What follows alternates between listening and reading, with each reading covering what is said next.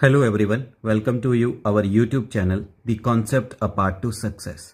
आज हम इस वीडियो लेक्चर में डिस्कस करेंगे मोस्ट इम्पॉर्टेंट MCQs जो कि इंडियन पॉलिटी से रिलेटेड हैं। चलिए शुरू करते हैं important and interesting video lecture. पहला प्रश्न है आपके पास, जो यूनियन काउंसिल ऑफ मिनिस्टर है ये कलेक्टिवली किसके लिए रिस्पॉन्सिबल होती है? तो दो केंद्रीय मंत्री परिषद सामूहिक रूप से किसके लिए उत्तरदायी है? सही आंसर है लोकसभा। ए इज द करेक्ट आंसर। अगला क्वेश्चन है हमारे पास, इंडियन कॉन्स्टिट्यूशन में टोटल कितने शेड्यूल दिए गए हैं? तो वर्तमान समय में इंडिया के कॉन्स्टिट्यूशन में 12 शेड्यूल हैं। सी इज द करेक्ट आंसर। बात करें इनिशियली शुरुआत में कितने शेड्यूल थे? तो शुरुआत में थे 8। अगला क्वेश्चन है हमारे पास, इनमें से कौन सी कमेटी है जिसने सुझाव दिया था कि भारतीय नागरिकों के लिए फंडामेंटल ड्यूटीज होनी चाहिए और ये चीज मेंशन की गई है इंडियन कॉन्स्टिट्यूशन में? तो वो कमेटी जिसने भारतीय संविधान में भारतीय नागरिकों के लिए मौलिक कर्तव्यों की एक तरह से सुझाव दिया था, उस कमेटी का नाम है Sardar Swaran Singh committee. C is the correct answer. 1976 में इंडिया के कॉन्स्टिट्यूशन में फंडामेंटल ड्यूटीज को जोड़ा गया है और ये मेंशन किया गया है आपके पार्ट 4 ए में। पार्ट 4 ए और आर्टिकल है आपका 51A। इसके अंतर्गत उस समय 1976 में 10 फंडामेंटल ड्यूटीज थी और वर्तमान समय की बात की जाए तो इस समय मिलेंगे आपको 11 फंडामेंटल ड्यूटीज। अगला प्रश्न है आपके पास, भारतीय संविधान के किस संशोधन को लघु संविधान के नाम से भी जाना जाता है? तो इंडियन कॉन्स्टिट्यूशन की वे कौन सी अमेंडमेंट है जिसे मिनी कॉन्स्टिट्यूशन कहा जाता है? उसका नाम है 42nd अमेंडमेंट एक्ट 1976। 42वां संविधानिक संशोधन को जिसे पास किया गया 1976 में, इसे कहा जाता है मिनी कॉन्स्टिट्यूशन, क्योंकि इसमें बहुत सारे बदलाव किए गए थे, बहुत सारी चीजें ऐड की गई हैं, इसी वजह से इसे मिनी कॉन्स्टिट्यूशन का नाम दिया गया है। अगला प्रश्न है हमारे पास, इनमें से कौन सा राज्य है जो कि भारत के संविधान के 6 शेड्यूल में मेंशन नहीं है? तो इनमें से वो राज्य जो कि भारत संविधान की 6ठी सूची में शामिल नहीं है वो है आपका Manipur. B is the correct answer. 6 schedule में टोटल 4 स्टेट्स आती हैं, उनका नाम है असम, मेघालय, त्रिपुरा और मिजोरम। यहां पे मणिपुर नहीं आएगा, सो बी आपका करेक्ट आंसर है। अगला प्रश्न है हमारे पास, इनमें से कौन सा शेड्यूल है इंडियन कॉन्स्टिट्यूशन का जो कि एंटी डिफेक्शन लॉ के नाम से भी जाना जाता है? तो दल बदल विरोधी कानून के रूप में भारतीय संविधान की कौन सी अनुसूची को जाना जाता है? वो है आपका 10th schedule. C is the correct answer. इस शेड्यूल में बात की गई है जितने भी एमपीज और एमएलए हैं उनके डिस्क्वालिफिकेशंस की on the basis of defection. अगर वो डिफेक्टेड पाए जाते हैं तो उसके आधार पर उनको डिस्क्वालीफाई किया जा सकता है और ये चीज मेंशन की गई है 10th शेड्यूल में। अगला क्वेश्चन है हमारे पास, भारतीय संविधान के जो 8वां शेड्यूल है उसमें कितनी भाषाएं बताई गई हैं? तो भारतीय संविधान की 8वीं अनुसूची में कुल कितनी भाषाएं हैं? तो वर्तमान समय में है 22 languages. D is the correct answer. Initially जब भारत के संविधान को लागू किया गया था उस समय थी मात्र 14 भाषाएं और अब कितनी हो गई हैं? 22। अब इंपॉर्टेंट थिंग क्या है, इनमें से एक भाषा जो नहीं है इंग्लिश। इंग्लिश जो है इन 22 में से नहीं है। अगला प्रश्न है आपके पास, भारतीय संविधान के किस अनुच्छेद के अनुसार नेशनल इमरजेंसी को डिक्लेयर किया जाता है? तो राष्ट्रीय आपातकालीन की घोषणा भारत के राष्ट्रपति के द्वारा की जाती है, किस अनुच्छेद के अनुसार? वो है आपका article 352। A is the correct answer. 356 के अंतर्गत है आपका प्रेसिडेंट्स रूल यानी राष्ट्रपति का शासन और आर्टिकल 360 के अंतर्गत है आपका फाइनेंशियल इमरजेंसी यानी वित्त आपातकालीन। अगला क्वेश्चन है हमारे पास, जो फंडामेंटल राइट्स हैं इनको भारत के संविधान में जोड़ा गया है तो किस देश के संविधान से लिया गया है? तो मौलिक अधिकारों को भारतीय संविधान में जोड़ा गया है किस देश के संविधान से लेकर? यूएसए के कॉन्स्टिट्यूशन से लेकर। B is the correct answer. Fundamental rights के बारे में बताया गया है आपके पार्ट 3 में, भाग 3 बताता है और ये आर्टिकल्स कवर करते हैं आपके 12 से लेकर 35। शुरुआत में टोटल फंडामेंटल राइट्स यानी मौलिक अधिकार थे हमारे पास 7 और वर्तमान समय में हमारे पास टोटल फंडामेंटल राइट्स हैं 6। अगला प्रश्न है हमारे पास, जो भारत के राष्ट्रपति हैं वो अपना रेजिग्नेशन लेटर इनमें से किसको सौंपते हैं? तो भारत के प्रेसिडेंट अपना त्याग पत्र देना चाहें तो वो किसको देंगे? वाइस प्रेसिडेंट को। ए इज द करेक्ट आंसर, उपराष्ट्रपति को। अगला प्रश्न है हमारे पास, भारतीय संविधान का वह कौन सा अनुच्छेद है जो कि एनुअल फाइनेंशियल स्टेटमेंट के साथ जुड़ा हुआ है? तो सेंटर के एनुअल फाइनेंशियल स्टेटमेंट, जिसे अनऑफिशियली कहा जाता है बजट, क्या कहा जाता है इसे? सेंटर का बजट, और इसका ऑफिशियल नाम है बजट का एनुअल फाइनेंशियल स्टेटमेंट। इसके बारे में वर्णन किया गया है भारतीय संविधान के आर्टिकल 112 में। D is the correct answer. अगला प्रश्न है हमारे पास, लोकसभा के स्पीकर के द्वारा जब वोट दिया जाता है उस वोट को किस नाम से पुकारा जाता है? मान लीजिए कि लोकसभा में कोई वोटिंग हो रही है, दोनों साइड से, हां और ना की साइड से 50-50, मतलब दोनों ही साइड से बराबर बराबर वोट डल रहे हैं, तो उस समय वोट दिया जाता है लोकसभा के स्पीकर के द्वारा, और उनके वोट जो है वो निर्णय करता है किस तरफ जाना है। तो लोकसभा के अध्यक्ष के मत को कहा जाता है casting vote. C is the correct answer. काफी इंपॉर्टेंट क्वेश्चन है, एग्जाम में पूछा भी गया है। अगला प्रश्न है हमारे पास, इनमें से कौन सा है जो कि भारत के उपराष्ट्रपति के चुनाव के विवाद का निर्णय करता है? तो भारत के वाइस प्रेसिडेंट के जो इलेक्शन हैं उनसे रिगार्डिंग जो भी डिस्प्यूट होगा उसके बारे में डिसीजन कौन लेगा? Supreme Court of India. B is the correct answer. अगला प्रश्न हमारे पास, भारत के संविधान के जनक किसे कहा जाता है? तो फादर ऑफ इंडियन कॉन्स्टिट्यूशन कहा जाता है doctor B R Ambedkar ji को। D is the correct answer. Doctor B R Ambedkar ji को इंडियन कॉन्स्टिट्यूशन का आर्किटेक्ट भी कहा जाता है, यानी भारतीय संविधान के निर्माता। अगला प्रश्न है हमारे पास, भारतीय संविधान में वर्तमान समय में टोटल कितने पार्ट्स हैं? तो वर्तमान समय में भारतीय संविधान में कुल कितने भाग हैं? तो वो हैं आपके पास 25। D is the correct answer. At present total parts यानी भाग हैं 25, और इनिशियली कितने थे? शुरुआत में जब भारत के संविधान को लागू किया गया 26 जनवरी 1950 में, तो उस समय भारत के संविधान में पार्ट्स थे 22। अगला प्रश्न है हमारे पास, इंडिया के पार्लियामेंट की सबसे बड़ी कमेटी कौन सी है? तो भारतीय संसद की सबसे बड़ी समिति का नाम है estimate committee. B is the correct answer. इस कमेटी के टोटल मेंबर्स कितने होते हैं? तो इस कमेटी के टोटल मेंबर्स होते हैं 30, और ये 30 के 30 member, all the members belongs to, और ये 30 मेंबर सभी बिलोंग करते हैं आपके लोकसभा से। अगला क्वेश्चन है हमारे पास, भारत का जो चीफ इलेक्शन कमिश्नर है उसको किसके द्वारा हटाया जा सकता है? तो भारत के मुख्य चुनाव आयुक्त को उनके पद से हटाया जाता है उनके मिसबिहेवियर के लिए, और ये अधिकार है जो भारत के पार्लियामेंट के दोनों सदन हैं उनके द्वारा रेजोल्यूशन पास किया जाता है, और 2/3 मेजॉरिटी के द्वारा उसको पास किया जाएगा, रेजोल्यूशन को उसके द्वारा। So B is the correct answer, resolution of both the houses. अगला क्वेश्चन है हमारे पास, भारत के उपराष्ट्रपति का चुनाव कौन करता है?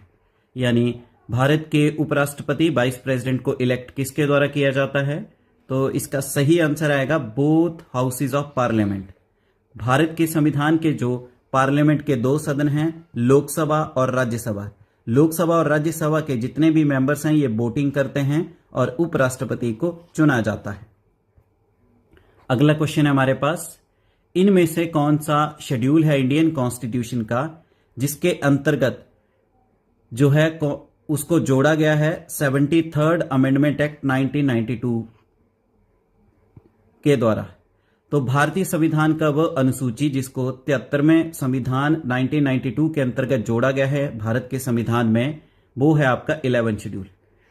भारतीय संविधान की 11वीं अनुसूची को जोड़ा गया है जो 73rd संशोधन अधिनियम 1992 है उसके अंतर्गत, और ये डील करता है किसके साथ? पंचायत के साथ। ये पंचायत की पावर, अथॉरिटी और रिस्पॉन्सिबिलिटी के बारे में बात करता है। इसके अंतर्गत पंचायतों के टोटल 29 सब्जेक्ट्स भी मेंशन किए गए हैं। अगला क्वेश्चन है हमारे पास, इनमें से कौन सा अनुच्छेद है भारत के संविधान का जो आपका संबंध रखता है लिबर्टी ऑफ प्रेस, यानी प्रेस की स्वतंत्रता के साथ? तो प्रेस की फ्रीडम के बारे में बात की गई है भारत के संविधान के आर्टिकल 19 में। अगर इसको डिटेल में बात की जाए तो आर्टिकल 19 के क्लॉज 1 सब क्लॉज ए में बात की गई है freedom of speech and expression के अंतर्गत। सो ए इज द करेक्ट आंसर। अगला क्वेश्चन है हमारे पास, भारतीय संविधान के किस अनुच्छेद के अनुसार हिंदी जो कि देवनागरी लिपि में है उसको केंद्र की ऑफिशियल लैंग्वेज डिक्लेयर किया गया? तो देवनागरी लिपि में जो हिंदी है उसको यूनियन की ऑफिशियल लैंग्वेज डिक्लेयर किया गया है आर्टिकल 343 क्लॉज 1 के अंतर्गत। B is the correct answer. 1949 में इसको डिक्लेयर किया गया है ऑफिशियल लैंग्वेज 14 सितंबर 1949 में। अगला क्वेश्चन है हमारे पास, भारतीय संविधान के किस अनुच्छेद के अनुसार राष्ट्रपति को एक तरह से पावर दी गई है कि वो भारत के सुप्रीम कोर्ट के साथ कंसल्ट कर सकता है? तो भारत के संविधान का वो अनुच्छेद जिसके अंतर्गत राष्ट्रपति सर्वोच्च न्यायालय से एक तरह से कंसल्ट कर सकता है वो शक्ति प्रदान की गई है आर्टिकल 143 के अंतर्गत 143। सी इज द करेक्ट आंसर। अगला क्वेश्चन है हमारे पास, राइट टू प्रॉपर्टी, संपत्ति का अधिकार, जो कि एक फंडामेंटल राइट था यानी मौलिक अधिकार था, इसको इस सूची से हटा दिया गया है किस संवैधानिक संशोधन के अंतर्गत?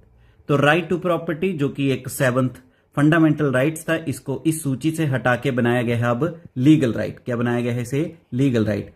अब ये फंडामेंटल राइट नहीं है, अब ये है लीगल राइट आर्टिकल 300A के अंतर्गत। तो इसको किस सूची से, किस अमेंडमेंट से इसको हटाया गया है? वो है आपका 44th कॉन्स्टिट्यूशनल अमेंडमेंट एक्ट 1978 में। सो C is the correct answer. अगला क्वेश्चन हमारे पास, एक न्यायाधीश को एक उच्च न्यायालय से दूसरे उच्च न्यायालय में स्थानांतरित करने का अधिकार प्राप्त किसके पास है? तो वो अथॉरिटी जिसके पास ये शक्ति है कि वो एक हाई कोर्ट के जज को ट्रांसफर कर सकता है दूसरे हाई कोर्ट में, तो ये शक्तियां प्रदान की गई है भारत के राष्ट्रपति को। C is the correct answer, president of India. अगला क्वेश्चन है हमारे पास, जो अनलॉफुल डिटेंशन है किसी भी पर्सन की, इसको क्वेश्चन किया जा सकता है किस रिट के अंतर्गत? तो किसी भी व्यक्ति की गैर कानूनी हिरासत पर रिट द्वारा प्रश्न उठाया जा सकता है, तो वो कौन सी रिट है? तो वो रिट है आपकी habeas corpus. A is the correct answer. जैसे कि हम जानते हैं इंडियन कॉन्स्टिट्यूशन में टोटल 5 रिट्स दी गई हैं, तो उनमें से जो रिट है आपकी हैबियस कॉर्पस, उसके अंतर्गत अगर किसी व्यक्ति को डिटेन किया जाता है गैर कानूनी तरीके से तो उसके ऊपर क्वेश्चन उठाया जा सकता है हैबियस कॉर्पस रिट के अंतर्गत। अगला क्वेश्चन हमारे पास, लेजिस्लेचर जो है प्रायोरिटी गेन कर सकता है एग्जीक्यूटिव के ऊपर, ये किस सरकार में होता है? तो विधायिका को कार्यपालिका पर प्राथमिकता का अधिकार प्राप्त है, यह है आपका पार्लियामेंट्री गवर्नमेंट के केस में। जहां पे भी संसदीय सरकार होती है उसके अंतर्गत जो है लेजिस्लेचर जो है अपनी प्रायोरिटी ऊपर रखती है एग्जीक्यूटिव से। So D is the correct answer. अगला क्वेश्चन हमारे पास, भारत में राष्ट्रपति बनने के लिए न्यूनतम कितनी आयु चाहिए? तो भारत में राष्ट्रपति के रूप में इलेक्ट होने के लिए कम से कम आयु चाहिए आपको 35 साल।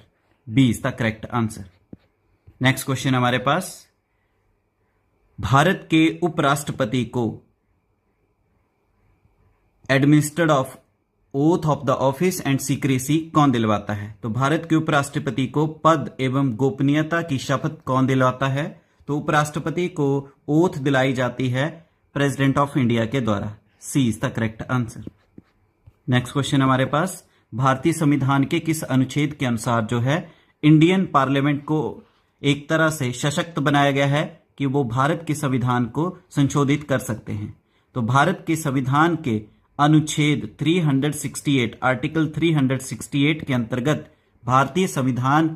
भारतीय संसद को संविधान में संशोधन करने का अधिकार दिया गया है।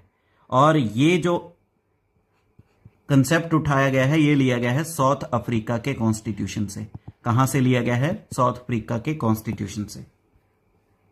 अगला क्वेश्चन हमारे पास, भारतीय संविधान का वह कौन सा अनुच्छेद है जिसके अंतर्गत एमपीस को डिस्क्वालीफाई किया जाता है ग्राउंड के जो डिफेक्शन है उसके ग्राउंड के बेसिस पे। तो भारतीय संविधान के दल बदल कानून के अंतर्गत सांसद की अयोग्यता से संबंधित जो प्रावधान दिए हैं वो है आपके शेड्यूल 10 में। D is the correct answer. Anti defection law के नाम से जिसे जाना जाता है, anti defection law.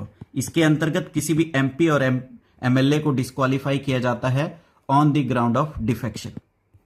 Next question हमारे पास, इंडियन कॉन्स्टिट्यूशन का वह कौन सा स्तंभ है जो फाइनल इंटरप्रेटर कहा जाता है उसे।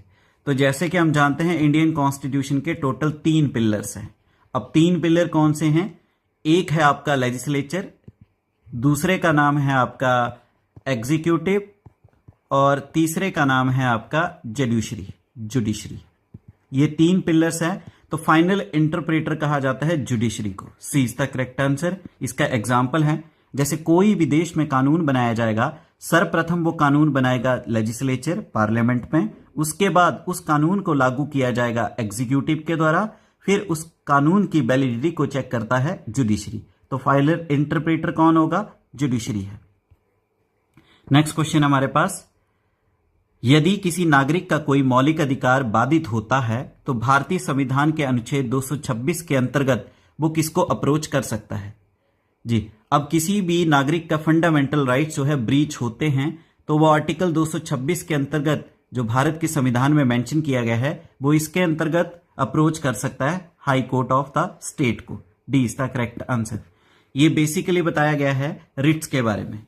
तो आर्टिकल 32 के अंतर्गत जो है व्यक्ति अप्रोच कर सकता है सुप्रीम कोर्ट को, और आर्टिकल 226 के अंतर्गत जो है किसी भी राज्य के हाई कोर्ट को अप्रोच किया जाता है इन केस आपके फंडामेंटल राइट्स को ब्रीच किया जाता है। तो नेक्स्ट क्वेश्चन हमारे पास, भारत में किसे सार्वजनिक धन का संरक्षण के नाम से जाना जाता है? तो इंडिया में इनमें से कौन सा व्यक्ति है जिसे guardian of the public purse कहा जाता है? तो guardian of the public purse कहा जाता है controller and auditor general of India को। ए इज द करेक्ट आंसर। इनके बारे में मेंशन किया गया है आर्टिकल 148 में। इन्हें कहते हैं guardian of the consolidated fund, जिसे पब्लिक पर्स कहा जाता है। नेक्स्ट क्वेश्चन हमारे पास, जो वर्ड है सेकुलर, इसको भारत के संविधान के प्रियम्बल में ऐड किया गया है किस संविधानिक संशोधन के अंतर्गत?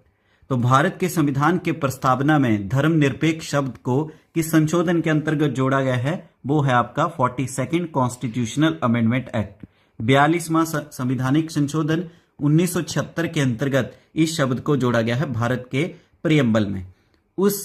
इसके अंतर्गत 3 शब्द जोड़े गए थे।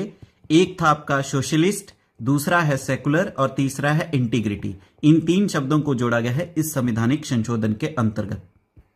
नेक्स्ट क्वेश्चन है हमारे पास, जो वेलफेयर स्टेट का आइडिया है ये किस में मेंशन किया गया है? तो कल्याणकारी राज्य के विचार के निहित के बारे में वर्णन किया गया है। जो directive principle of state policy है, यानी राज्य के नीति निर्देशक, उसमें। B is the correct answer. इनके बारे में बात की जाए तो इनको लिया गया है आयरलैंड के कॉन्स्टिट्यूशन से, और ये बताए गए हैं आपके पार्ट 4 में, और ये कवर करते हैं आपके आर्टिकल 36 से लेके 51 तक। नेक्स्ट क्वेश्चन हमारे पास, जो लोकसभा का स्पीकर है वो अपना रेजिग्नेशन लेटर किसको सौंपता है? तो लोकसभा अध्यक्ष अपना त्याग पत्र इनमें से किसको देता है? तो वो है आपका डिप्टी स्पीकर ऑफ लोकसभा, जो उपाध्यक्ष होता है लोकसभा का, उसको। C is the correct answer. Next question हमारे पास, भारत ने न्यायिक समीक्षा की अवधारणा किस देश के संविधान से ली है? तो इंडिया ने जुडिशियल रिव्यू के कंसेप्ट को किस देश के संविधान से अडॉप्ट किया है? तो जुडिशियल रिव्यू के कंसेप्ट को इंडिया ने अडॉप्ट किया है यूएसए के कॉन्स्टिट्यूशन से। A is the correct answer. Next question हमारे पास, जो भारत के राज्य का गवर्नर होता है उसको किसके द्वारा अपॉइंट किया जाता है? तो भारत में किसी राज्य के राज्यपाल की नियुक्ति की जाती है प्रेसिडेंट ऑफ इंडिया के द्वारा। आर्टिकल 155 के अंतर्गत जो भारत के राज्य का गवर्नर होता है उसको अपॉइंट करता है देश का राष्ट्रपति। नेक्स्ट क्वेश्चन हमारे पास, भारत के संविधान में वर्तमान समय में टोटल कितनी फंडामेंटल ड्यूटीज बताई गई हैं? तो भारत के संविधान में कुल मौलिक कर्तव्यों का वर्णन किया गया है, वो हैं आपके 11। D is the correct answer. Fundamental duties को बताया गया है आर्टिकल 51A में, और ये बताया गया है आपके पार्ट 4A में, और इसको लिया गया है आपकी सरदार स्वर्ण सिंह जो कमेटी थी इसके सुझावों के आधार पर। नेक्स्ट क्वेश्चन हमारे पास, भारत के संविधान में कितनी प्रकार की रिट्स मेंशन की गई हैं? तो भारत के संविधान में टोटल रिट्स हैं 5। A is the correct answer. Article 32 के अंतर्गत ये रिट मेंशन की गई है सुप्रीम कोर्ट के लिए, और आर्टिकल 226 के अंतर्गत ये रिट मेंशन की गई है हाई कोर्ट के लिए। नेक्स्ट क्वेश्चन हमारे पास, लोकसभा में एससी और एसटी के जो रिप्रेजेंटेटिव हैं उनके लिए सीटें रिजर्व रखी गई हैं, तो टोटल कितनी सीटें रिजर्व हैं? तो इंडियन कॉन्स्टिट्यूशन के जो पार्लियामेंट है, तो भारत के संविधान के अंतर्गत जो पार्लियामेंट है उसकी लोकसभा में टोटल रिजर्व सीटें हैं 131। D is the correct answer. अब 131 में से एससी के लिए हैं 84 और एसटी के लिए हैं 47। ये इंपॉर्टेंट पॉइंट है। नेक्स्ट क्वेश्चन हमारे पास, भारत के संविधान का जो पार्ट 4 है वो किसके साथ संबंध रखता है? तो भारत के कॉन्स्टिट्यूशन का जो भाग 4 है ये संबंध रखता है आपका directive principle of state policy, यानी राज्य के नीति निर्देशकों के साथ। D is the correct answer. और इनको अडॉप्ट किया गया है कहां से? आयरलैंड के कॉन्स्टिट्यूशन से, the constitution of Ireland. Next question हमारे पास यहां पे आएगा, भारत का एग्जीक्यूटिव हेड किसे कहा जाता है? तो भारत का कार्यकारी प्रमुख किसे कहा जाता है? एग्जीक्यूटिव हेड कहा जाता है प्राइम मिनिस्टर को। ए इज द करेक्ट आंसर। अगर नॉमिनल हेड के बारे में पूछेंगे तो नॉमिनल हेड होता है प्रेसिडेंट और एग्जीक्यूटिव हेड होता है प्राइम मिनिस्टर। और वहीं राज्य के एग्जीक्यूटिव हेड के बारे में पूछे तो राज्य का एग्जीक्यूटिव हेड होता है सीएम और नॉमिनल हेड होता है गवर्नर। नेक्स्ट क्वेश्चन हमारे पास, किस देश का लिखित संविधान नहीं है? इनमें से कौन सा देश है जिसका रिटन कॉन्स्टिट्यूशन नहीं है? तो वो है आपका यूनाइटेड किंगडम। यूके का संविधान जो है लिखित रूप में नहीं है। नेक्स्ट क्वेश्चन हमारे पास, उस कमीशन का नाम बताइए जो भारत में आया था 1928 में, भारत के जो संविधानिक व्यवस्था थी उसमें सुधार के लिए। तो इंडियन कॉन्स्टिट्यूशनल सिस्टम में रिफॉर्म करने के लिए जो कमीशन बनाया गया था ब्रिटिश गवर्नमेंट के द्वारा वो था Simon commission. D is the correct answer. Simon commission की स्थापना की गई है नवंबर 1927 में और ये भारत में आया था फरवरी 1928 में। नेक्स्ट क्वेश्चन हमारे पास, जो भारत का सुप्रीम कोर्ट की पावर है कि वो सेंटर और स्टेट का कोई भी डिस्प्यूट है वो किस ज्यूरिडिक्शन के अंतर्गत बताया गया है? तो भारत के सुप्रीम कोर्ट के पास पावर है कि सेंटर और स्टेट के डिस्प्यूट के बारे में कोई भी निर्णय लेने का अधिकार है उनके पास। ये आता है आपका ओरिजिनल ज्यूरिडिक्शन के अंतर्गत। B is the correct answer. और ये चीज मेंशन की गई है आर्टिकल 131 में, 131 में। नेक्स्ट क्वेश्चन हमारे पास, लोकसभा का सेक्रेटरीट किसके डायरेक्ट कंट्रोल में आता है? तो लोकसभा का सचिवालय सीधे किसके नियंत्रण में आता है? जो लोकसभा का स्पीकर है उसके नियंत्रण में। C is the correct answer. काफी इंपॉर्टेंट क्वेश्चन है, एग्जाम में पूछा भी गया है। नेक्स्ट क्वेश्चन हमारे पास, जो टेम्परेरी प्रोविजन दिए गए थे जब जम्मू कश्मीर एक राज्य हुआ करता था उसके बारे में, तो ये भारत के संविधान के किस अनुच्छेद में बताए गए थे जो टेम्परेरी प्रोविजन थे J&K के लिए? तो ये बताए गए थे आर्टिकल 370 में। आर्टिकल 370 के अंतर्गत जम्मू कश्मीर जब एक राज्य था उसको टेम्परेरी प्रोविजन प्रोवाइड किए गए थे। अब ये खत्म कर दिए गए हैं 2019 में। C is the correct answer. Next question आता है, भारतीय संविधान का वह कौन सा भाग है जो कि सेंटर स्टेट फाइनेंशियल रिलेशन के साथ डील करता है? तो भारतीय संविधान का वह भाग जो केंद्र राज्य वित्तीय संबंधों से संबंधित है वो है आपका part 12। C is the correct answer, भाग 12।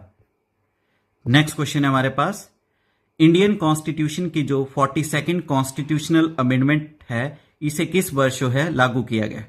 तो भारतीय संविधान का जो 42वां संविधानिक संशोधन है इसे अधिनियमित किया गया है 1976 में। B is the correct answer. इसे लाया गया था इंदिरा गांधी की गवर्नमेंट में और इस संविधानिक संशोधन को मिनी कॉन्स्टिट्यूशन भी कहा जाता है। 23rd कॉन्स्टिट्यूशनल अमेंडमेंट के तहत 1/3 सीट्स जो हैं ये विमेंस के लिए रिजर्व रखी गई हैं पंचायत्स में। तो ये किस आर्टिकल में मेंशन किया गया है? तो इसका सही आंसर आएगा आर्टिकल 243D। 73वें संविधान संशोधन में आर्टिकल 243D के तहत पंचायतों में महिलाओं के लिए 1/3 सीटें आरक्षित की गई हैं। नेक्स्ट क्वेश्चन है, प्रेसिडेंट ऑफ इंडिया के जो इलेक्शन का इलेक्टोरल कॉलेज है वो किससे मिलकर बना है? तो भारत के राष्ट्रपति के चुनाव के लिए निर्वाचन मंडल किन किन लोगों से मिलकर शामिल है? तो इसका सही आंसर आएगा जितने भी इलेक्टेड मेंबर है, सिर्फ elected member, both the houses of parliament, यानी लोकसभा प्लस आपके राज्यसभा के जितने भी इलेक्टेड मेंबर हैं, वो इलेक्टेड मेंबर आपके स्टेट लेजिस्लेटिव असेंबली के, ये मिलके वोट डालते हैं राष्ट्रपति के चुनाव के लिए। So C is the correct answer. Next question है, इंडियन कॉन्स्टिट्यूशन का कौन सा आर्टिकल है जो कि एम्पावर करता है प्रेसिडेंट को उनकी एग्जीक्यूटिव पावर्स के लिए? तो भारतीय संविधान का कौन सा अनुच्छेद राष्ट्रपति को सभी कार्यकारी शक्तियों प्रदान करता है? आर्टिकल 53। इसके तहत राष्ट्रपति को ये एम्पावर करता है एग्जीक्यूटिव पावर्स को एग्जीक्यूट करने के लिए। नेक्स्ट क्वेश्चन है, मनी बिल के ऊपर फाइनल वर्डिक्ट कौन देता है? धन विधेयक पर अंतिम फैसला कौन देता है कि ये मनी बिल है या नहीं? इसके लिए है स्पीकर ऑफ द लोकसभा। जो लोकसभा का अध्यक्ष है उसका जो अंतिम फैसला है मान्य माना जाता है। अगर वो डिसाइड करेंगे ये मनी बिल है तो उसको मनी बिल की तरह प्रोसीड किया जाएगा, अदरवाइज उसे रिजेक्ट किया जाएगा। नेक्स्ट क्वेश्चन है, कितने समय काल में एक ऑर्डिनेंस प्रोमुलगेट किया गया है राष्ट्रपति के द्वारा, उसको दोनों सदनों के सामने रखा जाता है जब दोनों सदन फिर से बैठते हैं?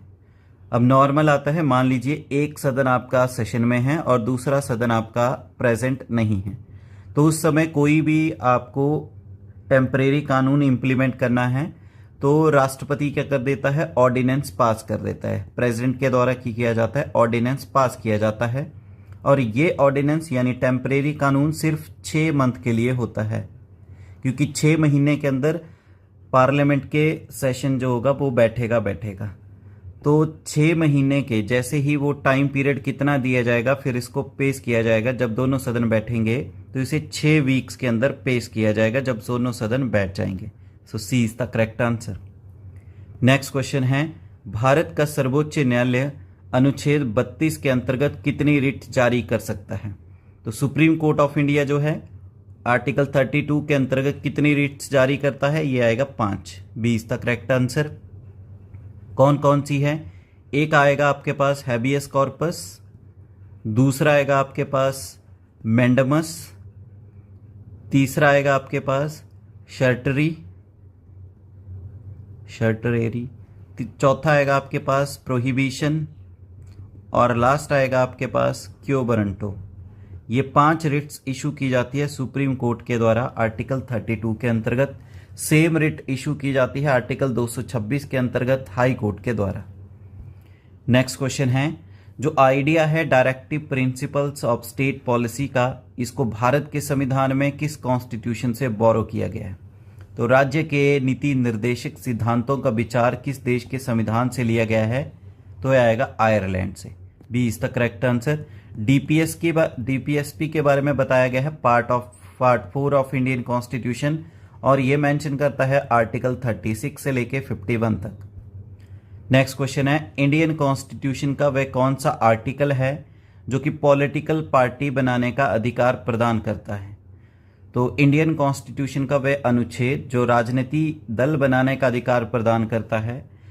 अब इसका सही आंसर आएगा, ऐसा कोई भी आर्टिकल नहीं है इंडियन कॉन्स्टिट्यूशन में जो कि right to form a political party provide करता है। So D is the correct answer. अब इसका कई बोलेंगे 19 आर्टिकल आएगा, 19 वहां पे कॉर्पोरेशन के लिए बोला गया है, सोसाइटी के लिए बोला गया है, ना कि पॉलिटिकल पार्टीज, क्योंकि पॉलिटिकल पार्टी जो हैं ये एक्स्ट्रा कॉन्स्टिट्यूशनल बॉडीज हैं। ये एक्स्ट्रा कॉन्स्टिट्यूशनल बॉडी होने के कारण इनको बनाने का अधिकार जो है वो एक्ट में दिया गया है, जो रिप्रेजेंटेशन ऑफ पीपल एक्ट है 1951 उसके अंतर्गत, ना कि इंडियन कॉन्स्टिट्यूशन के आर्टिकल में। So D is the correct answer.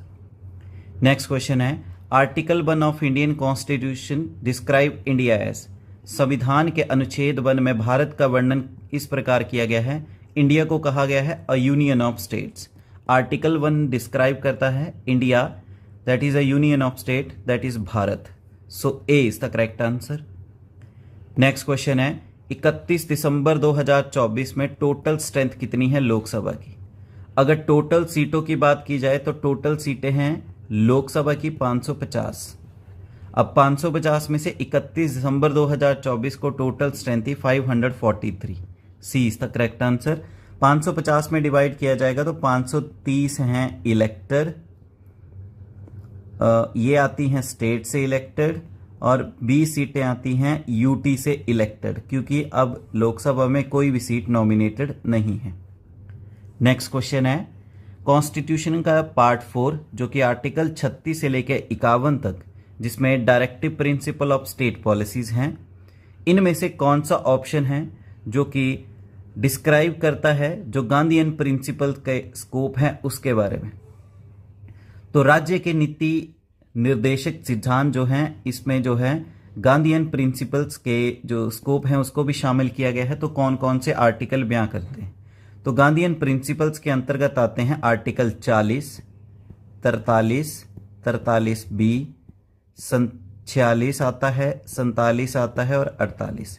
ये 6 आर्टिकल आते हैं आपके गांधीयन प्रिंसिपल के अंतर्गत। तो इसके अकॉर्डिंग सही आंसर आएगा बी ऑप्शन, 40, 47, 48 ये आते हैं गांधीयन प्रिंसिपल्स के अंतर्गत। नेक्स्ट क्वेश्चन है, यहाँ पे स्टेट वन दी गई है, राइट टू प्रॉपर्टी जो है इसको रिमूव कर दिया गया है फंडामेंटल राइट्स की लिस्ट से 44th अमेंडमेंट 1978 के अंतर्गत।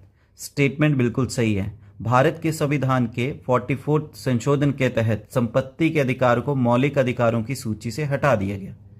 सेकंड आती है प्रिवी पर्स जो है rulers of former Indian states का, इसको एबॉलिश कर दिया गया जो 26th कॉन्स्टिट्यूशनल अमेंडमेंट एक्ट हुआ था 1971 उसके अंतर्गत। ये भी स्टेटमेंट बिल्कुल सही है। भारतीय संविधान के 26वें संशोधन के तहत भूतपूर्व भारतीय राज्यों के शासकों के प्रिवी पर्स को समाप्त कर दिया गया। प्रिवी पर्स क्या था? इसके अंतर्गत पेमेंट की जाती थी जो इंडियन रूलर्स थे उनको। So both the statements are correct. C is the correct answer. Next question है स्टेटमेंट बन दी गई है, प्रोविजन जो है सिटीजनशिप के ये प्रोवाइड किए गए हैं भारत के संविधान के पार्ट 2 में। बिल्कुल सही स्टेटमेंट है। नागरिकता के बारे में वर्णन किया गया है पार्ट 2 में, जहां पे आर्टिकल 5 से लेके 11 तक आते हैं। सेकंड, आर्टिकल 120 क्लॉज 1 जो है इसके तहत स्पीकर जो है वो किसी भी मेंबर को अलाउ कर सकता है कि वो अपनी मदर टंग लैंग्वेज यूज कर सकता है। ये भी स्टेटमेंट बिल्कुल सही है। स्पीकर लोकसभा का अध्यक्ष जो है आर्टिकल 120 क्लॉज के तहत मेंबर को अलाउ कर देता है कि वो अपनी मदर टंग लैंग्वेज में बोल सकता है अगर वो हिंदी और इंग्लिश में नहीं बोल पाता है। तो यहाँ पे both the statements are correct. C is the correct answer. यहाँ पे हम सिर्फ करेक्ट स्टेटमेंट को चेक कर रहे हैं। नेक्स्ट क्वेश्चन है, इन इवेंट्स को क्रोनोलॉजिकल ऑर्डर में अरेंज करना है। तो राइट टू एजुकेशन एक्ट आया था आपका 2009 में, तेलंगाना राज्य बना है 2014 में, राइट टू इंफॉर्मेशन एक्ट को इम्प्लीमेंट किया गया 2005 में, और नरेगा के एक्ट को इम्प्लीमेंट किया गया 2006 में। तो इसके अकॉर्डिंग आएगा पहला, थर्ड पहले पे आएगा, दूसरे पे 4, तीसरे पे 1, फिर ये 3 4 1 2। So B is the correct answer. Next question है, यहाँ पे कुछ स्टेटमेंट्स दी गई हैं, आपको बताना है ट्रू स्टेटमेंट कौन सी है। पहला है पार्लियामेंट को एडजॉर्न किया जाता है, प्राइम मिनिस्टर के द्वारा किया जा सकता है। तो ये स्टेटमेंट गलत है। संसद को प्रधानमंत्री के द्वारा स्थगित नहीं किया जाता है, इसको स्थगित किया जाता है जो लीडर ऑफ द सदन होता है यानी स्पीकर, लोकसभा के स्पीकर के द्वारा। सेकंड, एडजॉर्नमेंट सिने डाई के तहत जो प्रिसाइडिंग ऑफिसर यानी स्पीकर होगा सदन का, वो सस्पेंड कर सकता है पार्लियामेंट को। बिल्कुल सही स्टेटमेंट है। सदन का पीठासीन अधिकारी अनिश्चित काल के लिए स्थगन के माध्यम से संसद को निलंबित कर सकता है। बिल्कुल सही स्टेटमेंट है। सेकंड, ऑपोजिशन लीडर के रिक्वेस्ट पर पार्लियामेंट को सस्पेंड किया जा सकता है। स्टेटमेंट गलत है। विपक्षी नेता के अनुरोध पर संसद को निलंबित नहीं किया जा सकता है। चौथा है प्रेसिडेंट जो है वो लोकसभा को ही डिसॉल्व कर सकता है। बिल्कुल सही बात है, राष्ट्रपति केवल लोकसभा को ही भंग कर सकता है, क्योंकि राज्यसभा तो परमानेंट हाउस है, उसको भंग नहीं किया जा सकता है। So second and fourth statements are correct, D is the correct answer. Next question है, भारत में नागरिकता कैसे प्राप्त की जा सकती है? 4 ऑप्शन दिए गए हैं। How can citizenship in India B acquired? पहला बोला गया है कन्फर्ड बाय बर्थ, यानी जन्म से प्रदान किया गया। बी आएगा बाय पार्टिसिपेटिंग इन इलेक्शन, चुनाव में भाग लेकर। सी थ्रू डिसेंडेंट्स, यानी वंशज के माध्यम से। चौथा बाय पेइंग सर्टेन फी, कुछ शुल्क देके। तो इसका सही आंसर आएगा भारत में नागरिकता को जन्म से प्रदान किया जा सकता है। दूसरा थ्रू डिसेंडेंट, वंशज के माध्यम से। So 1 and 3 are correct, B is the correct answer. Next question है, पब्लिक अकाउंट कमेटी जो है पार्लियामेंट की, उसके संबंधित स्टेटमेंट है, आपको बताना है करेक्ट स्टेटमेंट कौन सी है। पहला, पब्लिक अकाउंट्स कमेटी जो है इसका पहली बार गठन किया गया गवर्नमेंट ऑफ इंडिया एक्ट 1919 के अंतर्गत, स्टेटमेंट बिल्कुल सही है। सेकंड, पब्लिक अकाउंट कमेटी 15 सदस्य लोकसभा और 7 सदस्य राज्यसभा से मिलकर, यानी टोटल 22 मेंबर होते हैं, ये भी स्टेटमेंट बिल्कुल सही है। तीसरा, it can not limit the expenses by the government, ये पब्लिक अकाउंट कमेटी जो है सरकार के द्वारा व्यय की सीमित नहीं कर सकता है कि कितना खर्च करेगी, ये भी स्टेटमेंट बिल्कुल सही है। चौथा है, जो रिकमेंडेशन की जाती है इस कमेटी के द्वारा वो एडवाइजरी नहीं होती है, ये स्टेटमेंट गलत है। इस कमेटी के द्वारा जो रिकमेंडेशन की जाती है वो एडवाइजरी होती है, बाइंडिंग नहीं होती है। सो 1, 2, 3 स्टेटमेंट्स आर करेक्ट। तो यहाँ पे तो चारों में से कोई भी ऑप्शन नहीं आएगा, तो इसका आंसर क्या है? 1, 2 and 3, ये 3 स्टेटमेंट्स हैं आपकी क्या हैं? बिल्कुल करेक्ट हैं। नेक्स्ट क्वेश्चन है, यहां पे कुछ स्टेटमेंट्स दी गई हैं, आपको बताना है ट्रू कौन सी है। पहला, उपयोग के मामले में फंडामेंटल राइट्स जो हैं ये नागरिकों और विदेशियों के बीच में अंतर करते हैं, स्टेटमेंट बिल्कुल सही है। फंडामेंटल राइट्स जो हैं नागरिकों को प्रदान किए गए हैं और कुछ ही फंडामेंटल राइट्स फॉरेनर को प्रदान किए जाते हैं, तो देयर इज अ डिफरेंस, अंतर तो आता है। Second, fundamental rights are unlimited, ये स्टेटमेंट गलत है। फंडामेंटल राइट्स अनलिमिटेड नहीं है, ये लिमिटेड है। Third, they are given protection only by the supreme court, ये भी स्टेटमेंट गलत है। फंडामेंटल राइट्स के अंतर्गत प्रोटेक्शन जो है सुप्रीम कोर्ट ही से नहीं प्लस हाई कोर्ट से भी मिलती है, आर्टिकल 226 के अंतर्गत। चौथा है, they are superior to laws made by the parliament and the state legislative assemblies, ये स्टेटमेंट बिल्कुल सही है। अगर कोई पार्लियामेंट और स्टेट लेजिस्लेटिव का लॉ जो है वायलेट करता है फंडामेंटल राइट्स को, तो उसे नल एंड वॉइड घोषित किया जाता है। इसी वजह से फंडामेंटल राइट्स जो हैं वो सुपीरियर माने जाते हैं उन कानून के आगे जो पार्लियामेंट और स्टेट लेजिस्लेटिव से पास किए गए हैं और वो वायलेट करते हैं। So 1 and 4 statements are correct, C is the correct answer. Next question है, यहां पे कुछ स्टेटमेंट्स दी गई हैं, आपको बताना है ट्रू स्टेटमेंट कौन सी है। पहला है, पावर जो है जुडिशियल रिव्यू की ये जुडिशरी को डिक्टेटर बनाती है, ये गलत है। जुडिशियल रिव्यू के अंतर्गत तो कानून को चेक किया जाता है, उसकी वैलिडिटी चेक की जाती है, ना कि ये जुडिशरी को डिक्टेटर बनाती है। सेकंड, एडजोर्नमेंट मोशन का पर्पस होता है हाउस की अटेंशन ड्रॉ करना किसी इंपॉर्टेंट मुद्दे के ऊपर जो पब्लिक के इंटरेस्ट के लिए जरूरी है, स्टेटमेंट बिल्कुल सही है। थर्ड है, जो प्रोविजन है डिस्क्वालीफाई करने का मेंबर्स को डिफेक्शन के बेस पे, ये 10th शेड्यूल में मेंशन किया गया है, बिल्कुल सही स्टेटमेंट है। 10th शेड्यूल जो है इंडियन कॉन्स्टिट्यूशन का, ये डिस्क्वालिफिकेशन ऑफ मेंबर्स के बारे में बात करता है on the base of defection. Fourth है, सरकारिया मिशन जो है वो फेवर में था पार्लियामेंट की पावर्स को इंक्रीज करने में, गलत है। सरकारिया मिशन जो था ये पार्लियामेंट की पावर में नहीं था, ये सेंटर और स्टेट के रिलेशन को मेंटेन करने में बोल रहे थे, सेंटर और स्टेट के रिलेशन को बैलेंस करने में इसने अपनी तरफ से रिकमेंडेशन दी थी। So second and third statements are correct, B is the correct answer. Last question है, इनमें से कौन सी कॉन्स्टिट्यूशनल अमेंडमेंट है जिसे मिनी कॉन्स्टिट्यूशन ऑफ इंडिया कहा जाता है? तो संविधानिक संशोधन जिसे भारत का लघु संविधान के रूप में जाना जाता है वो है 42nd constitutional amendment act 1976, B is the correct. First question है हमारे पास, which article of the constitution deals with the equality before law? Bharat के संविधान का कौन सा अनुच्छेद विधि के समक्ष समानता से संबंधित है? तो इसका सही आंसर आएगा article 14। C is the correct answer. Next question है, who is known as the father of the Indian constitution? भारतीय संविधान के जनक किसे कहा जाता है? तो फादर ऑफ इंडियन कॉन्स्टिट्यूशन कहा जाता है डॉक्टर BR अम्बेडकर जी को। B is the correct answer. Next question है, which schedule contains the union state and concurrent list? भारतीय संविधान की कौन सी अनुसूची है जो संघ, राज्य एवं समवर्ती सूचियों के बारे में बताती है?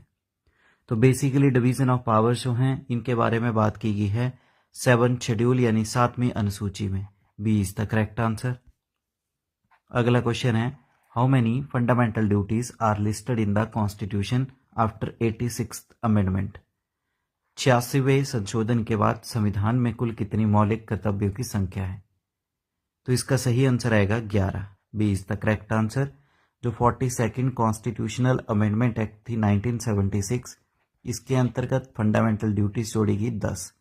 फिर जब आपका 86th कॉन्स्टिट्यूशनल अमेंडमेंट एक्ट आया 2002 का, उसमें एक और फंडामेंटल ड्यूटी जोड़ी गई आपकी, सो टोटल हैं 11।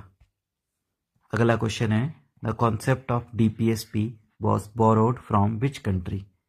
नीति निर्देशक तत्व की अवधारणा किस देश से ली गई है? तो directive principle of state policy जो हैं, जिनके बारे में भाग जो 4th है उसमें बताया गया है, आर्टिकल जो है 36 से लेके 51 तक, तो ये लिए गए हैं आयरलैंड से। सी इज द करेक्ट आंसर। अगला क्वेश्चन है, which article deals with the prohibition of discrimination?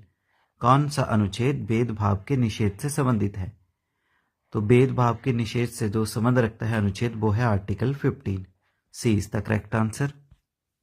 अगला क्वेश्चन है, which article provide right to constitutional remedies? संवैधानिक उपचारों के अधिकार का प्रावधान किस अनुच्छेद में है? तो राइट टू कॉन्स्टिट्यूशनल रेमेडीज जो ये बताई गई है आर्टिकल 32 में। D is the correct answer. ये बेसिकली क्या करता है, रिट्स प्रोवाइड करता है, जो कि टोटल रिट्स कितनी है, 5। अगला क्वेश्चन है, which part of constitution is called as the Magna Carta of India? संविधान का कौन सा भाग भारत का मैग्ना कार्टा कहलाता है? तो इसका सही आंसर आएगा पार्ट 3।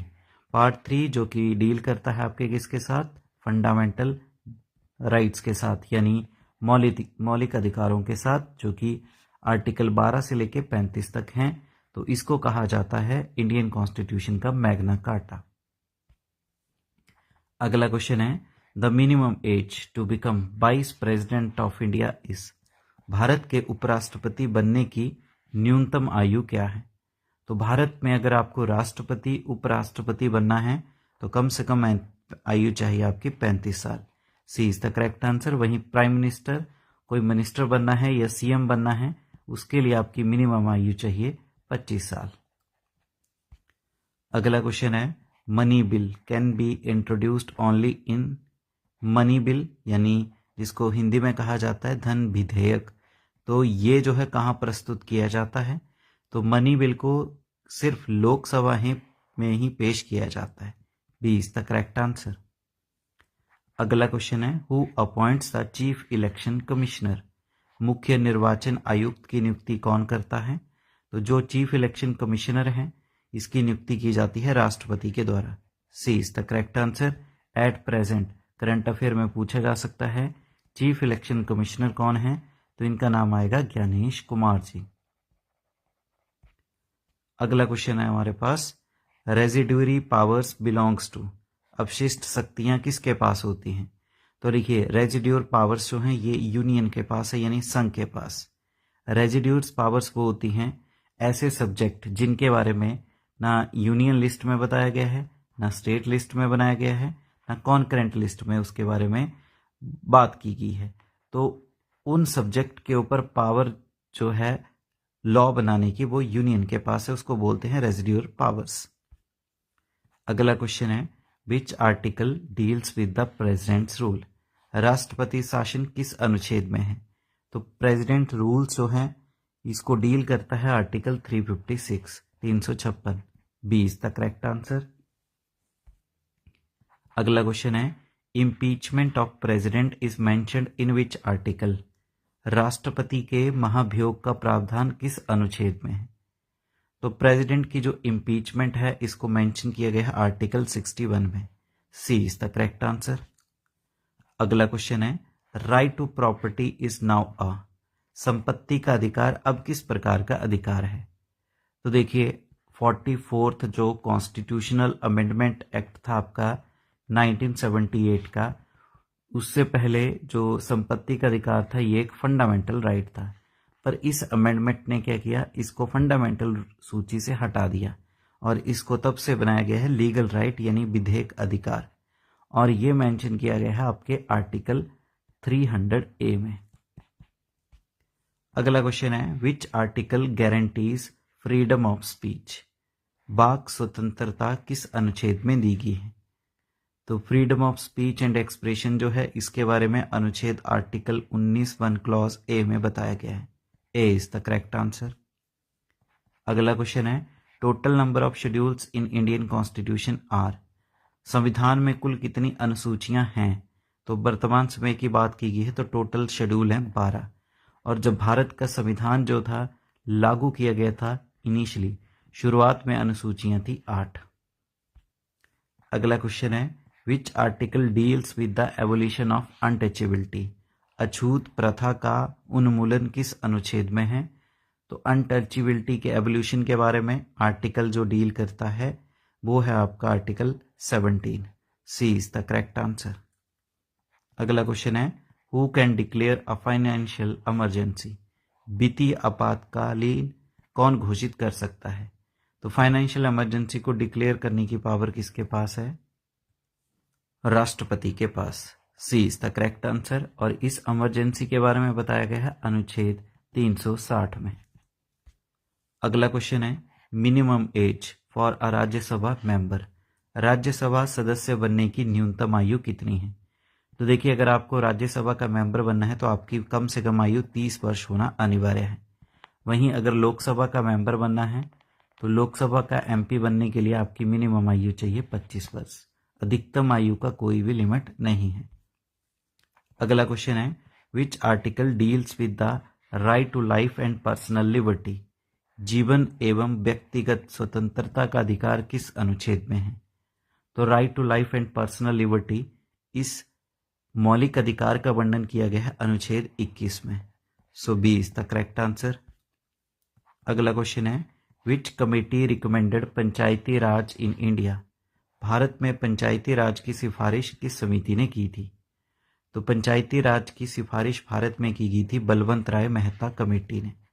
इसकी स्थापना की गई थी 1957 में, और इसने सुझाव दिया था 3 tier system of Panchayati Raj. अगला क्वेश्चन है how many types of writs are there. कुल कितने प्रकार की रिट है भारत के संविधान में? तो भारत के संविधान में जो टोटल रिट्स हैं वो है 5। सुप्रीम कोर्ट की रिट की पावर दी गई है आर्टिकल 32 में, और हाई कोर्ट की रिट की पावर दी गई है आर्टिकल 226 में। रिट्स की बात करेंगे तो सबसे पहले आती है हैबियस कॉर्पस जिसे बंदी प्रत्यक्षीकरण कहते हैं। दूसरा आता है मैंडेमस। तीसरा आता है आपके पास प्रोहिबिशन, और जो 4th रिट है वो है सर्शोरी, और जो 5वीं रिट्स है वो है क्यो बरंटो। अगर इन दोनों में पूछा जाएगा कि सबसे ज़्यादा रिट की पावर किसके पास है, तो हाई कोर्ट के पास ज़्यादा पावर होती है, क्योंकि सुप्रीम कोर्ट सिर्फ फंडामेंटल के लिए ही रिट, फंडामेंटल ड्यूटीज़ की प्रोटेक्शन के लिए ही रिट को इशू कर सकता है। हाई कोर्ट इनको भी कर सकता है प्लस अदर पर्पसेस के लिए भी कर सकता है। अगला क्वेश्चन है 0 hours starts at what time. शून्य काल कब शुरू होता है? तो पार्लियामेंट का 0 आवर स्टार्ट होता है 12 बजे। ये आपका जस्ट क्वेश्चन आवर जो है उसके बाद ही स्टार्ट हो जाता है, क्योंकि सदन का जो सेशन का पहला घंटा रहता है वो क्वेश्चन आवर, जहाँ पे मिनिस्टर्स क्वेश्चन पूछते हैं और मिनिस्टर से क्वेश्चन पूछे जाते हैं। इसके बाद आता है पूरे 12 बजे आपका 0 आवर। ये चलता है आपका 12 से 12:30 तक, 30 मिनट का रहता है आपका 0 आवर। अगला क्वेश्चन है who was the first chief justice of India. भारत के प्रथम मुख्य न्यायाधीश कौन थे? तो सुप्रीम कोर्ट ऑफ इंडिया जो है भारत का, इसकी स्थापना की गई है 26 जनवरी 1950 में। और भारत के पहले चीफ जस्टिस कौन रहे हैं? उनका नाम है H.J. Kania. C is the correct answer. अभी हाल ही में नए चीफ जस्टिस बने हैं भारत के, इनका नाम क्या है? सूर्यकांत। ये आपका करंट अफेयर का क्वेश्चन है दिसंबर 2025 के अनुसार। अगला क्वेश्चन है which article deals with the fundamental duties. मौलिक कर्तव्यों का उल्लेख किस अनुच्छेद में किया गया है? तो मौलिक कर्तव्यों के बारे में बताया गया है 51A आर्टिकल में। बात करें फंडामेंटल ड्यूटीज की, तो ये टोटल हैं 11 ड्यूटीज, और इनको ऐड करने का सुझाव दिया गया था सरदार स्वर्ण सिंह कमेटी के द्वारा 1976 में, और 42वें संशोधन के द्वारा ही भारत के संविधान में मौलिक कर्तव्य जोड़े गए। और इनको अडॉप्ट कहाँ से किया गया है? ये अडॉप्ट किए गए हैं यूएसएसआर के कॉन्स्टिट्यूशन से। अगला क्वेश्चन है who appoints the governor of a state. राज्य के राज्यपाल की नियुक्ति कौन करता है? तो किसी भी राज्य का गवर्नर है उसको अपॉइंट किया जाता है राष्ट्रपति के द्वारा। C is the correct answer. और गवर्नर बनने के लिए जो मिनिमम एज चाहिए, तो ये मिनिमम एज रहती है 35 साल। ये क्वेश्चन भी कई बार पूछ लिया जाता है। अगला क्वेश्चन है which constitutional amendment lowered the voting age from 21 to 18। मतदान आयु 21 से 18 करने वाला संशोधन कौन सा है? तो वो आएगा 61st कॉन्स्टिट्यूशनल अमेंडमेंट एक्ट 1989। इसने जो वोटिंग एज है वो 21 से घटा के 18 कर दी थी। सी इज द करेक्ट आंसर। अगला क्वेश्चन है the maximum gap between 2 sessions of parliament. संसद के 2 सत्रों के बीच अधिकतम अंतर कितना हो सकता है? तो देखिए, सदनों जो संसद के 2 सदन हैं, इनमें अधिकतर गैप जो है 6 महीने का हो सकता है, इससे ज़्यादा नहीं। So B is the correct answer. अगला क्वेश्चन है which article deals with the abolition of titles. उपाधियों के उन्मूलन का प्रावधान कहाँ पे है? तो भारत के संविधान में जो एबोलिशन ऑफ टाइटल है ये बताया गया है आपके आर्टिकल 18 में। अब यहाँ बी और सी दोनों सेम ही हैं, तो किसी पे भी टिक कर सकते हैं। नेक्स्ट क्वेश्चन है who can dissolve the Lok Sabha. Lok Sabha भंग करने का अधिकार किसके पास है? तो लिखिए, लोकसभा को डिसॉल्व करने का अधिकार है राष्ट्रपति के पास। C is the correct answer. वहीं राज्यसभा को डिसॉल्व करने का पावर नो वन, किसी के पास नहीं है वो राज्यसभा को, क्योंकि राज्यसभा क्या है आपका? परमानेंट हाउस है। अगला क्वेश्चन है how many nominated members are there in the Rajya Sabha. Rajya Sabha में नामांकित सदस्यों की संख्या कितनी है? तो राज्यसभा की टोटल सीटें हैं 250। 250 में से 238 हैं इलेक्टेड यानी निर्वाचित, और 12 सीटें रहती हैं आपकी नामांकित। So B is the correct answer. और इनको नॉमिनेट किसके द्वारा किया जाता है? भारत के राष्ट्रपति के द्वारा। अगला क्वेश्चन है which of the following is not a fundamental right. निम्न में से कौन सा मौलिक अधिकार नहीं है? तो इनमें से जो फंडामेंटल राइट नहीं है वो अब राइट टू प्रॉपर्टी, संपत्ति का अधिकार नहीं रहा है। अब इसको बना दिया गया है लीगल राइट आर्टिकल 300A के अंतर्गत। अगला क्वेश्चन है who is the ex officio chairman of Rajya Sabha. Rajya Sabha के सदन का अध्यक्ष कौन होता है? तो राज्यसभा के सदन का अध्यक्ष जो है वो कौन है? तो वो होता है उपराष्ट्रपति। C is the correct answer. Article 64 जो है ये मेंशन करता है कि जो भी देश का उपराष्ट्रपति होगा वो राज्यसभा का एक्स ऑफिशियो चेयरमैन बन जाएगा। नेक्स्ट क्वेश्चन है which amendment is called as the mini constitution. कौन सा संशोधन है भारत के संविधान का जिसे लघु संविधान कहलाता है? तो मिनी कॉन्स्टिट्यूशन कहा जाता है 42वां संविधानिक संशोधन 1976 का, क्योंकि इस पे बहुत सारे बदलाव संविधान में किए गए थे। अगला क्वेश्चन है who is the first citizen of India. Bharat का प्रथम नागरिक कौन होता है? तो first citizen of India consider किया जाता है राष्ट्रपति को। B is the correct answer. अगला क्वेश्चन है which article deals with the supreme court's power of judicial review. न्यायिक समीक्षा का अधिकार किस अनुच्छेद में निहित है? तो देखिए, जुडिशियल रिव्यू की जो पावर है इसके बारे में मेंशन किया गया है आर्टिकल 13 में। So B is the correct answer. अगला क्वेश्चन है anti defection law is a part of which schedule. दल बदल कानून किस अनुसूची से संबंधित है। तो एंटी डिफेक्शन लॉ या disqualification of MPs and MLAs on the base of defection, ये बताया गया है आपके शेड्यूल 10 में। और शेड्यूल 10 को ऐड किया गया है किसके द्वारा। It was added by the 52nd संविधानिक संशोधन 1985 के अंतर्गत।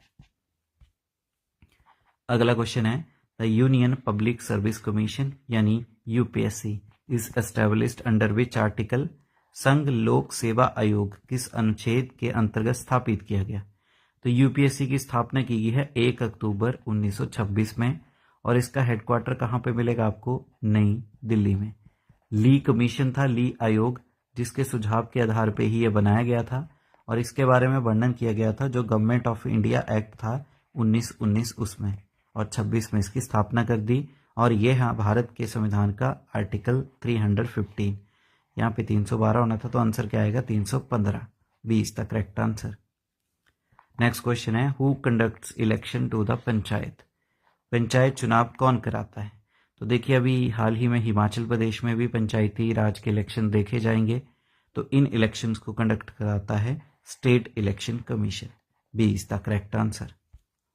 अगला क्वेश्चन है rule of law concept was taken from. Rule of law का अवधारणा किस देश से ली गई है। तो ये लिया गया है ब्रिटेन के कॉन्स्टिट्यूशन से, so B is the correct answer. अगला क्वेश्चन है which article deals with the contempt of court. न्यायालय की अवमानना किस अनुच्छेद में है। तो देखिए कंटेम्प्ट ऑफ कोर्ट जो है इसके बारे में कौन सा आर्टिकल मेंशन करता है। तो इसका सही आंसर आएगा, तो देखिए अगर सुप्रीम कोर्ट का कंटेम्प्ट ऑफ कोर्ट की पावर पूछी है तो वो है आर्टिकल 129 और हाई कोर्ट की पूछी है वो 215। तो यहाँ पे तो आंसर दोनों ही करेक्ट हैं क्योंकि यहाँ पे कोर्ट नहीं मेंशन किया है, सुप्रीम कोर्ट का 129, हाई कोर्ट का 215। अगला क्वेश्चन है national emergency can be declared on the grounds of. राष्ट्रीय आपातकालीन किस आधार पर लगाई जा सकती है। तो राष्ट्रीय आपातकालीन जो है इसको लगाने के लिए वॉर, एक्सटर्नल एग्रेशन और आर्म्ड रेबिलियन यानी युद्ध, बाहरी आक्रमण और सशस्त्र विद्रोह जो है इसके बेस पे लगाई जा सकती है, so B is the correct answer. National emergency का जो आर्टिकल डील करता है वो है आर्टिकल 352। अगला क्वेश्चन है which article prohibits trafficking and forced labour. मानव तस्करी एवं जबरन श्रम किस अनुच्छेद में निषिद्ध है। तो प्रोहिबिट यानी रोकता है human trafficking and force labour को, यह बताया गया है आर्टिकल 23 में, अनुच्छेद 23, सी इज द करेक्ट आंसर। अगला क्वेश्चन है who is the head of the NITI Aayog. NITI Aayog का प्रमुख कौन होता है। तो नीति आयोग का हेड वो होता है जो देश का प्राइम मिनिस्टर है, प्रधानमंत्री, B is the correct answer. NITI Aayog जिसकी फुल फॉर्म है national institution of transforming India. इसका स्थापना वर्ष क्या है। इसका एस्टेब्लिशमेंट ईयर है 1 जनवरी 2015। हेडक्वार्टर मिलेगा आपको कहाँ पे, नई दिल्ली में। ये एक क्या है, थिंक टैंक है और ये non constitutional non statutory body है। अगला क्वेश्चन है how many members can be nominated to Lok Sabha by the president. राष्ट्रपति लोकसभा में कितने सदस्य नामांकित कर सकता है। देखिए 2025 दिसंबर के अकॉर्डिंग बात करें तो लोकसभा में अब कोई भी मेंबर नॉमिनेटेड नहीं होता है, so C is the correct answer 0। इससे पहले 2 एंग्लो इंडियंस होते थे पर ये कॉन्सेप्ट ही अब खत्म कर दिया गया है। अगला क्वेश्चन है who has the power to make a new state. नए राज्य का गठन करने का अधिकार किसके पास है।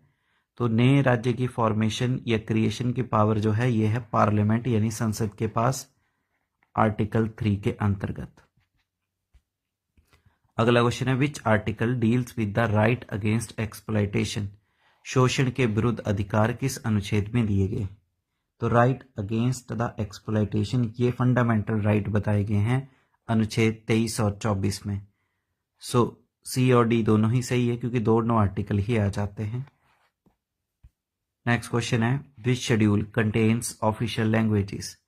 आधिकारिक भाषाओं का लेख किस अनुसूची में है। तो ऑफिशियल लैंग्वेजेस के बारे में मेंशन किया गया है 8वीं अनुसूची में। इसमें शुरू में जो था, जब भारत के संविधान को लागू किया गया तो 14 लैंग्वेजेस थी। अब आज की डेट में कितनी है? वर्तमान समय में आपको मिलेंगे 22 लैंग्वेजेस, और यहाँ पे सरप्राइजिंगली इन 22 में से इंग्लिश जो है वो है ही नहीं। नेक्स्ट क्वेश्चन है, which article grants the power of judicial review?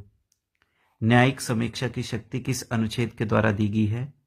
तो देखिए, जुडिशियल रिव्यू की पावर मेंशन की है आर्टिकल, तो जुडिशियल रिव्यू की पावर मोस्ट प्रोबेबली ज़्यादा जाती है आर्टिकल 13 में, और इसके साथ अन्य आर्टिकल भी इंपॉर्टेंट रहते हैं। अगर सुप्रीम कोर्ट का है तो 32 आ जाएगा, और हाई कोर्ट का है तो 13 के साथ जो है आपका 226। अब यहाँ पे मेंशन किया है 13 और 32, so C is the correct answer. अगला क्वेश्चन है, which constitutional amendment added the fundamental duties? मौलिक कर्तव्यों को किस संशोधन के द्वारा जोड़ा गया?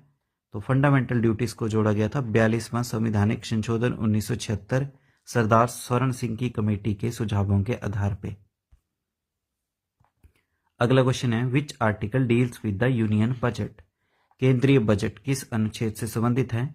वैसे तो बजट नाम का कोई शब्द संविधान में नहीं दिया है, इसका जो एक्चुअल नाम है वो है एनुअल फाइनेंशियल स्टेटमेंट, केंद्रीय बजट का, और इसके बारे में बताया गया है आपके आर्टिकल 112 में।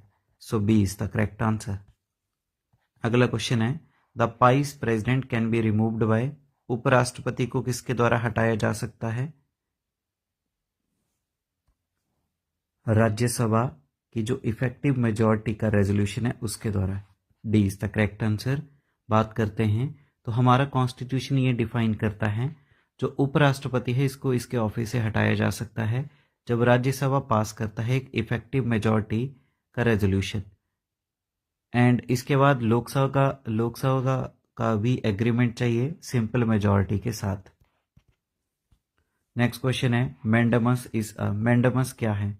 तो मैंडेमस जो है एक रिट है टू परफॉर्म द ड्यूटी, जिसका लैटिन भाषा में शब्द का अर्थ क्या है?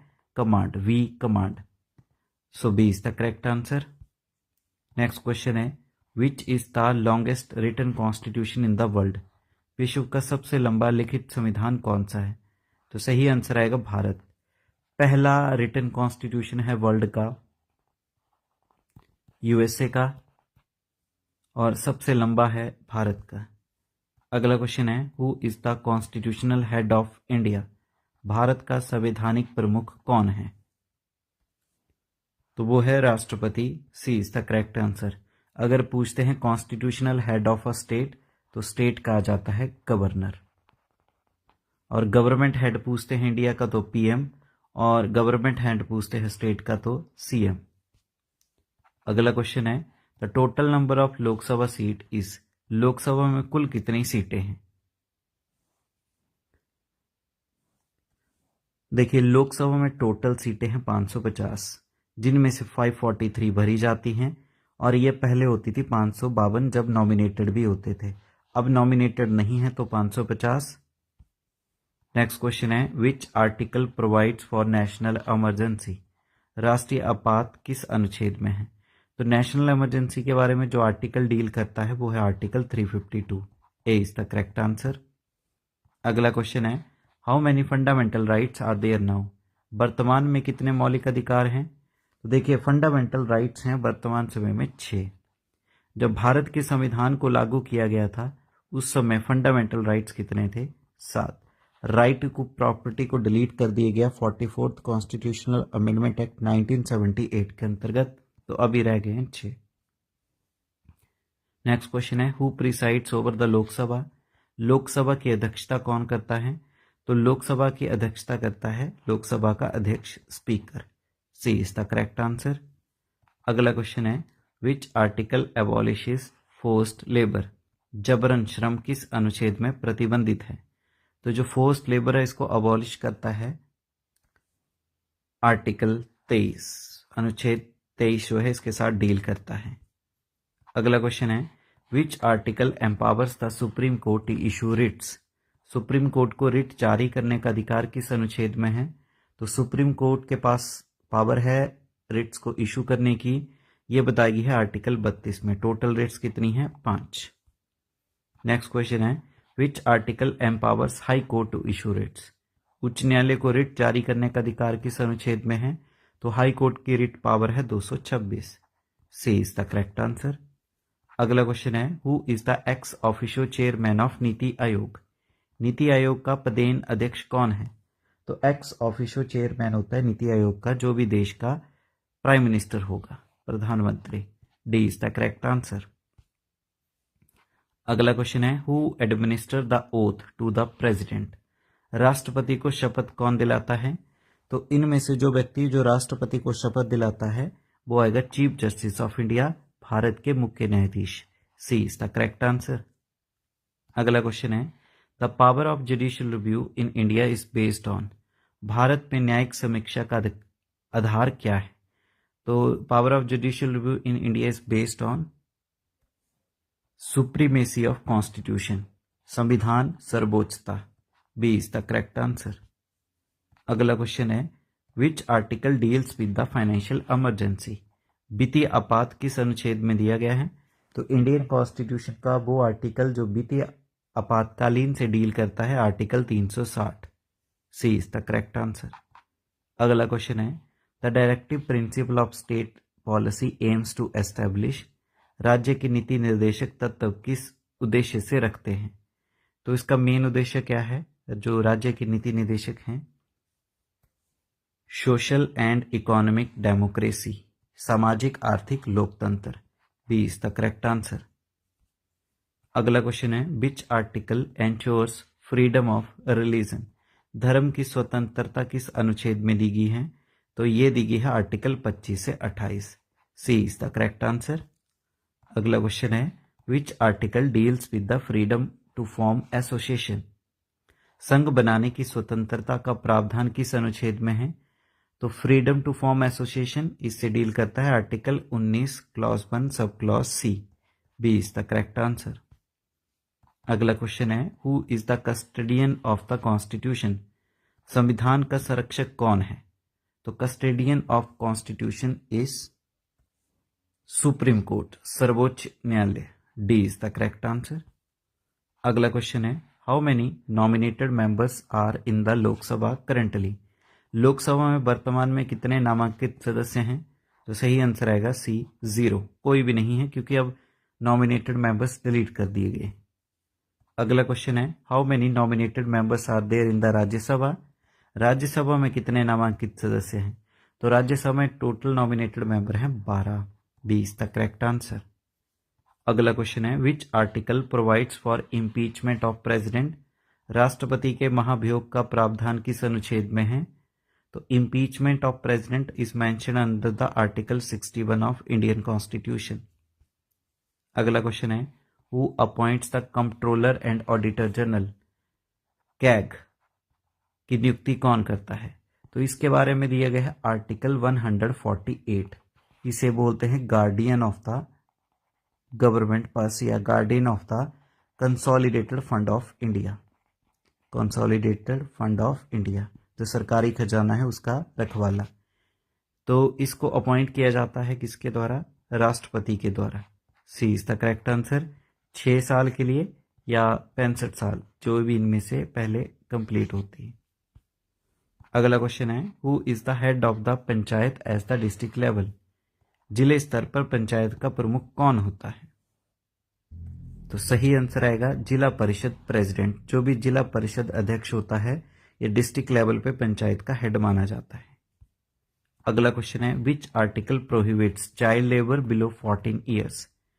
14 वर्ष से कम बाल श्रम किस अनुच्छेद में निषिद्ध है? तो इसका सही आंसर है article 24। B is the correct answer. अगला क्वेश्चन है, which article deals with the freedom of trade and commerce? व्यापार एवं वाणिज्य की स्वतंत्रता किस अनुच्छेद में है? तो freedom of trade and commerce इससे जो आर्टिकल डील करता है 301, अनुच्छेद 301। C is the correct answer. Next question है, हु कैन रिमूव जजेस ऑफ द सुप्रीम कोर्ट?